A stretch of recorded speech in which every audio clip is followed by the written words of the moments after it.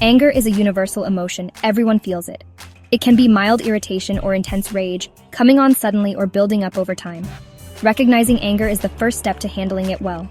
Irritation is often a warning sign. If ignored, it can grow into anger.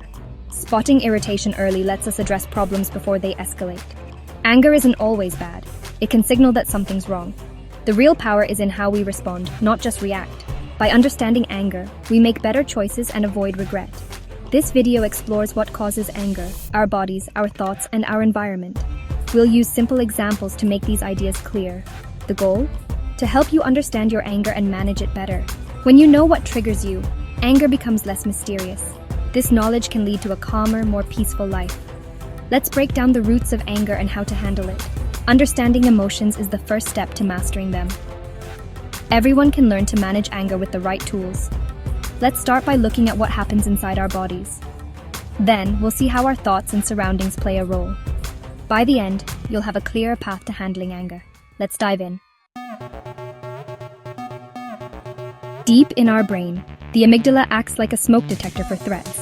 When it senses danger, it triggers the fight or flight response, fast and automatic. Adrenaline surges, your heart races, muscles tense, and senses sharpen. This reaction helped our ancestors survive real dangers. Today, the same system can be set off by things like rude comments or traffic jams. The amygdala doesn't know the difference between a wild animal and a stressful email. That's why anger can feel so physical. Your body is on high alert. You might sweat, breathe faster, or feel your face flush. These changes prepare you to act, even if the threat isn't physical. Sometimes, a small problem can trigger a big reaction. Understanding this helps explain why anger can feel overwhelming. Our biology is powerful, but we can learn to manage it. Recognizing these signs gives us a chance to pause. When you notice your body's signals, you can choose your next move. The fight or flight response is automatic, but your reaction doesn't have to be. Awareness is the first step to regaining control. Next, let's see how our thoughts can fuel anger.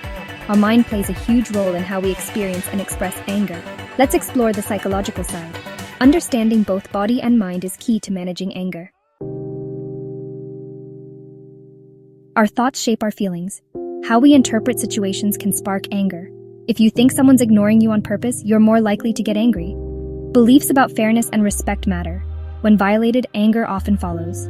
Stress lowers patience, making small problems feel huge. After a tough day, even minor annoyances can trigger a strong reaction. Past experiences also influence anger. Old wounds can resurface in new situations. If a current event reminds you of a past hurt, your anger may be stronger than the moment deserves. Expectations play a big role too.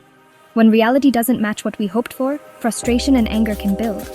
For example, expecting a quiet evening but facing loud neighbors can quickly irritate. Managing expectations helps reduce anger triggers. Recognizing negative thinking patterns is important. When you catch yourself jumping to conclusions, pause and reconsider.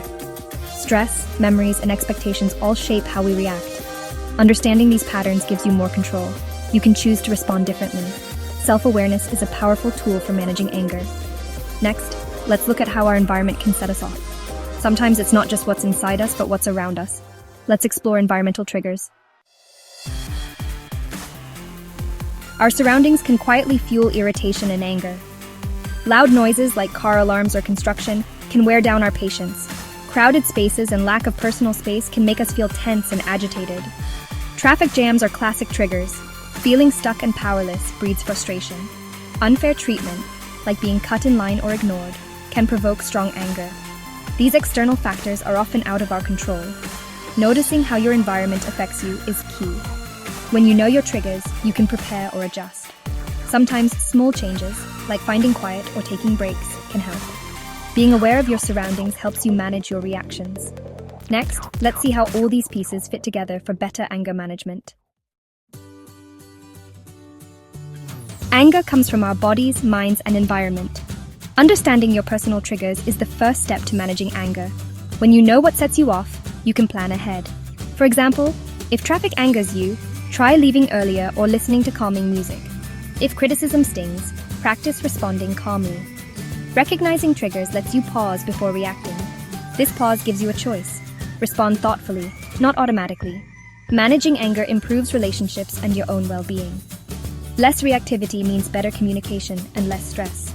Anger management is a skill. Practice makes progress. With awareness and effort, you can lead a calmer, healthier life. Understanding your triggers is the foundation for positive change. Start today. Your peace of mind is worth it.